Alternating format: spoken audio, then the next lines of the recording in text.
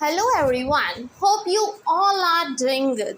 So today I am going to discuss the next topic, that is programmed instructions.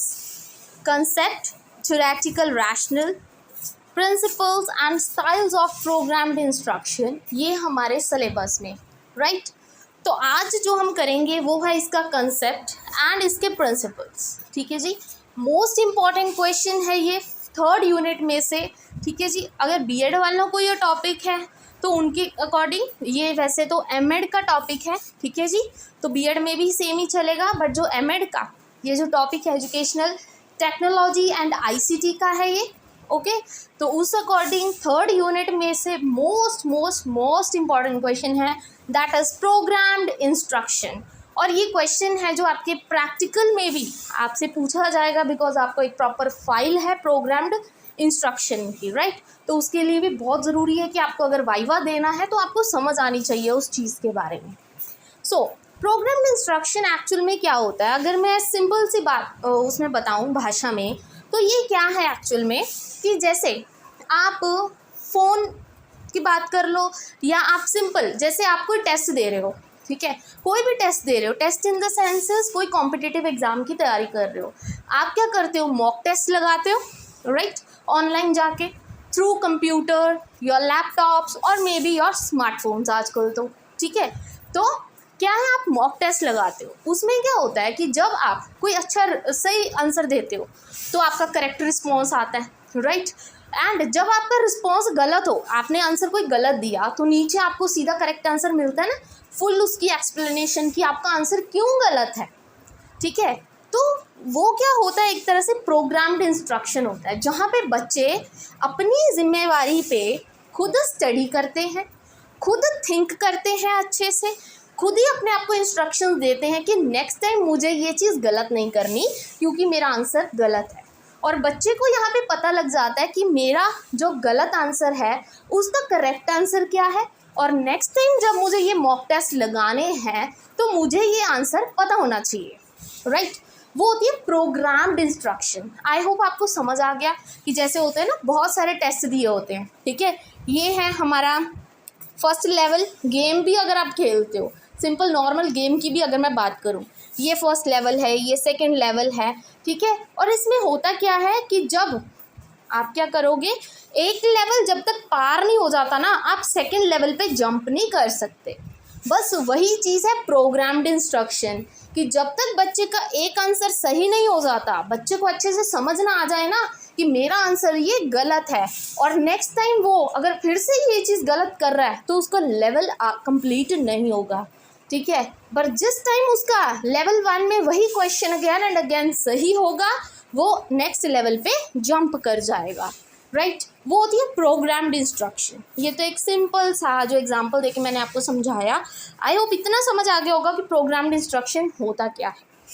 So it is also called auto instruction, मतलब बच्चा खुद instruct करता है अपने आप को, खुद अपनी क्रिटिकल थिंकिंग यूज़ करता है। Believe to be very useful for self learning. Self learning के लिए सबसे बेस्ट तरीका है, जैसे हम अपने नोट्स वगैरह बनाते हैं, राइट। फिर उसके बाद हम क्या करते हैं, जो हम पढ़ते हैं, नोट्स बना लिए, उसको पढ़ लिया, फिर हम मॉक टेस्ट लगाते हैं कि देखते हैं हमें कितने क्वेश्चन सॉल्व कर सकते हैं खुद से, ठीक है। मतलब सेल्फ लर्निंग करते हैं आप यहाँ पे। And also can be use in the classroom. यही सेम चीज़ क्लासरूम में यूज़ की जाती है। टीचर बहुत से मेथड यूज़ कर सकता है जिसके थ्रू वो बच्चे को सेल्फ लर्निंग करवा सकता है, राइट। कंप्यूटराइज पढ़ा, कंप्यूटर असिस्टेड इंस्ट्रक्शंस देके थ्रू द ई लर्निंग, ठीक है। एम लर्निंग, ये आपके टॉपिक्स हैं, ठीक है, इस बार सिलेबस में 4th यूनिट में है वो आईसीटी वाले। This is systematic, innovative and individualise type of teaching learning process, ठीक है जी। ये बहुत ही सिस्टमैटिक तरीका है कि जब तक एक लेवल पूरा नहीं होता आप दूसरे पे जंप नहीं कर सकते।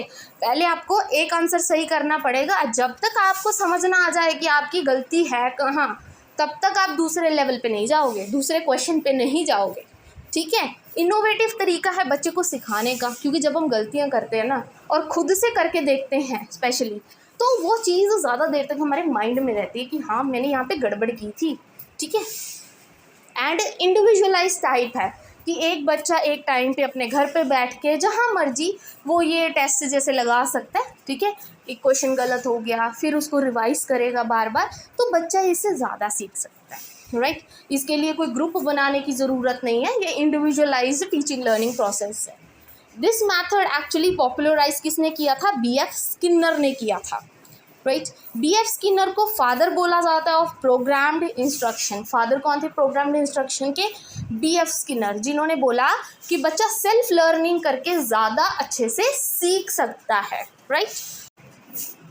उन्होंने ये अप्रोच कब पॉपुलराइज की थी? 1950s में, ठीक है। It is a thought that, उनके थॉट था कि अगर आप बच्चे को ना कोई भी चीज़ छोटे छोटे टुकड़ों में तोड़ के सिखाओगे तो बच्चा वो चीज़ को ज़्यादा जल्दी सीखेगा और अपने माइंड में ज़्यादा टाइम तक रिटेन करके रख सकता है, राइट। तो प्रोग्राम्ड इंस्ट्रक्शन क्या हुआ? अब तक आई होप आपको समझ आ गया होगा कि जितने एग्जांपल्स मैंने दिए उस अकॉर्डिंग कि प्रोग्राम्ड इंस्ट्रक्शंस एक्चुअल में होता क्या है, ठीक है। इसमें क्या है, हर चीज़ को सीक्वेंस वाइज लगाया जाता है और जब तक बच्चे को एक चीज़ समझ नहीं आ जाती उसको नेक्स्ट नहीं पढ़ाया जाता, ठीक है, या नेक्स्ट क्वेश्चन पे नहीं भेजा जाता, यू कैन से। जैसे आपकी ई लर्निंग होती है, ठीक है, कोई भी जैसे आपकी बुक का कोई कंसेप्ट है, अगर आपने इंडेक्स भी देखा होगा, पहले आपको छोटे छोटे टॉपिक्स होते हैं, फिर आगे जाके वो नेक्स्ट चैप्टर में इलेबोरेट करके बताए होते हैं, ठीक है, आगे आगे कंटेंट बढ़ता जाता है। तो उसी तरह से ये होता है कि पहले में बहुत ही इजी क्वेश्चंस होते हैं, अगर बच्चे को वही नहीं आते तो नेक्स्ट लेवल पे आप कैसे जा सकते हो, ठीक है। तो प्रोग्राम्ड इंस्ट्रक्शन इसी में हेल्प करते हैं ताकि बच्चे की जो फर्स्ट लेवल में गलती हुई है ना, पहले वो उस चीज़ को सुधारे फिर सेकंड लेवल पे जाए, right. So programmed instruction is an instructional method है एक in which material to be learned, जहाँ पे बच्चे को जो मटेरियल है बच्चे को सिखाना चाहते हो उसको स्मॉल चंक्स ऑफ इंफॉर्मेशन में प्रेजेंट किया जाता है, छोटे छोटे टुकड़ों में बच्चों को सिखाया जाता है तोड़ के, right.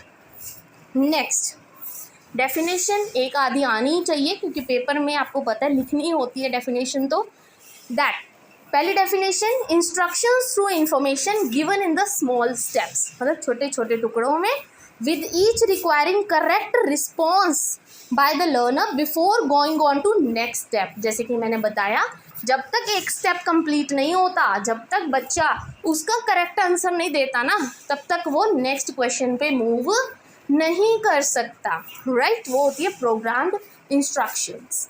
According to Smith and Moore, programmed instruction क्या है? According to Smith and Moore, it is a process of arranging the material to be learned. उनके अकॉर्डिंग ये प्रोग्राम्ड इंस्ट्रक्शन क्या है कि जो बच्चे को पढ़ाया जाना चाहिए ना, उस मटेरियल को हम प्रॉपर सीक्वेंस में लगाते हैं into a series of sequential steps, right. So Cambridge dictionary के अकॉर्डिंग प्रोग्राम्ड इंस्ट्रक्शन क्या होता है?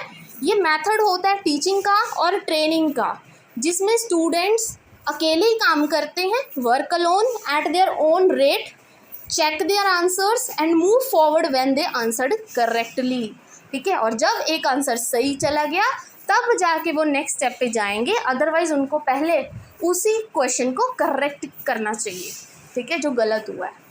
आई होप दिस इज़ क्लियर। इसका पर्पस क्या है? अब हम प्रोग्राम्ड इंस्ट्रक्शंस के थ्रू पढ़ाते हैं, मैथड्स के थ्रू पढ़ाते हैं, इसका फ़ायदा क्या हुआ? ताकि हम ह्यूमन लर्निंग को मैनेज कर सकें अंडर कंट्रोल्ड इंस्ट्रक्शंस, ठीक है। आपकी जो लर्निंग है वो प्रॉपरली मैनेज हो पाए, बच्चे को जो सिखाना चाहते हो बच्चा वो सीख पाए, वरना ऐसे तो आंसर्स गलत होते जाएंगे, बच्चे आगे बढ़ते जाएंगे। तो ये नहीं होना चाहिए, बच्चे को पहले वही चीज़ सिखाओ जो गलत है, फिर नेक्स्ट स्टेप पे आगे बढ़ना चाहिए। टू प्रमोट द लर्निंग, इससे बच्चे की लर्निंग प्रमोट होगी, जब उसको पता लगेगा उसका आंसर गलत है, फिर उसको नीचे करेक्ट आंसर दिया गया होगा, वो उसको पढ़ेगा कि क्यों गलत है, तो नेक्स्ट टाइम वो चीज़ गलत नहीं करेगा। To present the material in small pieces, ताकि मटेरियल को स्मॉल स्मॉल चंक्स में डिवाइड करके बच्चों के आगे प्रेजेंट किया जाए, फिर बच्चा आराम से उसको सीख जाता है। टू प्रोवाइड क्विकर रिस्पॉन्स, यहाँ पे बच्चे को क्विकली रिस्पॉन्ड करना पड़ेगा, right. I hope this is clear. Now comes the principles of programmed instructions.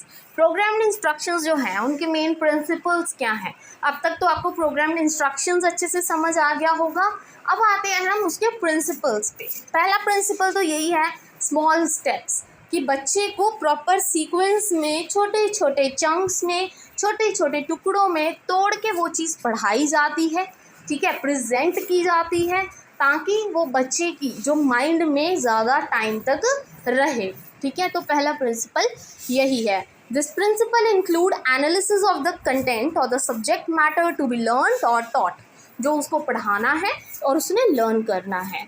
The subject और the skill to be acquired is broken into small steps, छोटे टुकड़ों में तोड़ा जाता है। Learning takes place more rapidly if the subject matter is presented in small steps. अगर ना आप बच्चे को एकदम से इतना बड़ा कंसेप्ट पढ़ा दोगे सारा, बच्चे को बहुत मुश्किल होगी। अगर आप बच्चे को एक डेफिनेशन भी पढ़ाओगे ना, बच्चा वहीं पे उलझ जाएगा। बट अगर आप उस डेफिनेशन को तोड़ तोड़ के बच्चे को पढ़ाओगे, एक एक चीज़ समझा के, मतलब ये क्यों गलत है या आपके ने जो रिस्पॉन्स दिया है वो क्यों गलत है, ठीक है, प्रॉपर सीक्वेंस में लगा के पढ़ाओगे तो बच्चा ज़्यादा अच्छे से सीख पाएगा, राइट, लर्निंग खुद कर पाएगा। So that success of the student on the new item is insured, ठीक है, बच्चे की सक्सेसफुल निश्चित है। और हर एक स्टेप को क्या बोला जाता है, फ्रेम। ये जो स्टेप है ना, ये फर्स्ट लेवल है, then comes to the second level, इनको हम फ्रेम्स बोलते हैं, right. Its presented to the student at a time. All the steps are arranged in logical sequence, हर एक स्टेप को एक सीक्वेंस में लगाया जाता है। लर्निंग ईच फ्रेम, हर एक फ्रेम को लर्न करना by the student gives them the feeling of satisfaction, ठीक है, और जिससे उसकी जो लर्निंग है उसको मोटिवेशन मिलेगी कि हाँ मुझे आगे से ये क्वेश्चन गलत नहीं करना, मुझे ये आंसर बिल्कुल समझ आ गया कि मेरी गड़बड़ कहाँ पे, और नेक्स्ट टाइम मुझे ये गड़बड़ नहीं करनी, ठीक है, इससे बच्चा मोटिवेट होगा। Now second step is principle of active responding. जैसे आप मॉक टेस्ट लगाते हो, वहाँ पे टाइमर दिया होता है ना कि 30 सेकेंड्स 20 सेकेंड्स, कितना रह गया 1 सेकेंड, फटाफट आंसर करो, ठीक है। तो ये चीज़ें, तो यहाँ पे भी बच्चे को क्या करना पड़ता है, फटाफट क्या करना पड़ता है, रिस्पॉन्ड करना पड़ता है, ठीक है।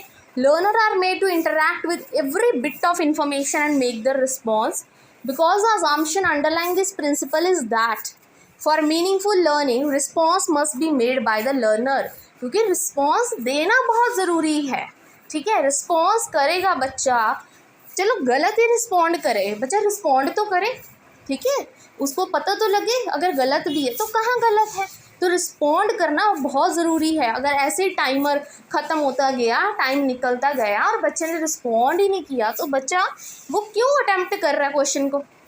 And the learner should be actively engage with the subject matter, और सब्जेक्ट मैटर की नॉलेज होनी चाहिए। ऐसा तो है नहीं कि देखो आपने सी-टेट क्लियर करना है या पी-एस-टेट क्लियर करना है, आपने जब पढ़ा ही नहीं है तो आप मॉक टेस्ट कैसे लगा लोगे।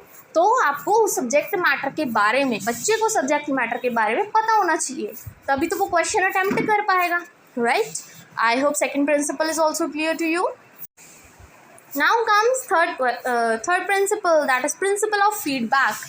तो यहाँ पे देखिए, जैसे अभी मैंने बोला कि बच्चा क्या है, सीक्वेंस वाइज उसको जैसे क्वेश्चंस दिए जाते हैं, first question, second question, third question, वो फर्स्ट क्वेश्चन को अटैम्प्ट करता है, सही हो गया, ठीक है जी, सेकंड को किया बट गलत हो गया, तो वहाँ पे उसका रीज़न लिखा जाता है नीचे कि ये रीज़न है इसका और आपने गलत रिस्पॉन्ड किया है, ठीक है। तो मतलब वहाँ पे बच्चे को फटाफट फीडबैक मिल जाता है कि गड़बड़ कहाँ पे आपके आंसर में, ठीक है। तो बच्चे को फीडबैक जल्दी मिल जाएगा, तो बच्चा ज़्यादा जल्दी राइट ट्रैक पे जा पाएगा कि यार आपकी यहाँ पे गलती है तो आपको यहाँ पे सही करना है उस चीज़ को, ठीक है। तो इससे क्या हो जाएगा कि जो बच्चे की लर्निंग है, बच्चा सक्सेसफुल होगा, ठीक है, लर्निंग उसकी ज़्यादा परमानेंट होगी, राइट।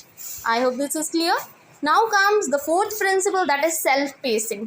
तो यहाँ पे मतलब ऐसा नहीं है कि किसी की हेल्प चाहिए, पेरेंट्स की हेल्प चाहिए, किसी का कुछ नहीं चाहिए, किसी की हेल्प नहीं चाहिए, हमने क्या करना है, खुद पढ़ाई करनी है और वहाँ पे जाके मॉक टेस्ट लगाने हैं, वही क्वेश्चंस होंगे घुमा फिरा के विद द टाइमर, सब कुछ बच्चे को खुद अपनी लर्निंग चेक करनी है कि क्या मैंने जितना पढ़ा, क्या मुझे समझ आया, क्या मैं क्वेश्चंस कर सकता हूँ अगर मैं एग्ज़ाम्स में जाके बैठता हूँ, ठीक है जी। वो ये सेल्फ पेसिंग मतलब खुद करना, ठीक है। Programmed instruction is based on assumption that individual student learns according to their own taste, needs and capabilities. ठीक है, ये तो हमें पता है इंडिविजुअल डिफरेंस क्या होता है कि हर एक बच्चे में कोई ना कोई एबिलिटी होती है, कोई जल्दी सीखता है, कोई लेट सीखता है। हर एक बच्चे की क्या है, अपनी नीड्स होती हैं, अपना एक रेट होता है, right. It's the student centered and encourage each student to work at their own speed. ठीक है, हर एक बच्चा अलग है, अलग अलग तरह के टेस्ट लगा सकता है जो उसको सूटेबल लगे अपनी लर्निंग को इन्हांस करने के लिए, right. Now the last principle is principle of error control. तो यहाँ पे देखिए जी, एरर कंट्रोल मतलब कि यहाँ पे देखो एक तरह से फॉर्मेटिव इवैल्यूएशन की जाती है। जब मैंने बोला कि यहाँ पे एक फर्स्ट फ्रेम है, ठीक है, यहाँ पे कोई क्वेश्चन है, सेकंड फ्रेम है, नेक्स्ट क्वेश्चन है, ठीक है, फर्स्ट से चलो उसका सही चला गया, सेकंड में क्या है उसने गलत कर दिया, तो उन्होंने नीचे आंसर दिया होगा कि ये आंसर है एक्चुअल में, बट आपका आंसर गलत है। तो वहाँ पे बच्चा नेक्स्ट टाइम वो गलती नहीं करेगा, वहाँ पे उसकी एरर्स हैं जो कंट्रोल हो जाते हैं। फॉर्मेटिव वैल्यूएशन की जाती है एक तरह से। फॉर्मेटिव क्या होती है, जब वो बच्चे को एक्टिविटी के दौरान समझाया जाए ताकि आगे जाके फ्यूचर में वो गलती ना करे, ठीक है, वो थी फॉर्मेटिव। तो यहाँ पे फॉर्मेटिव वैल्यूएशन की जाती है एक तरह से through programmed instructions, right. So this is all about today about the concept and the principles of programmed instructions. I hope ये concept आपको अच्छे से समझ आ गया होगा, understandable होगा। और अगर आपको वीडियो अच्छी लगी हो then please don't forget to like and subscribe my channel. Thank you very much.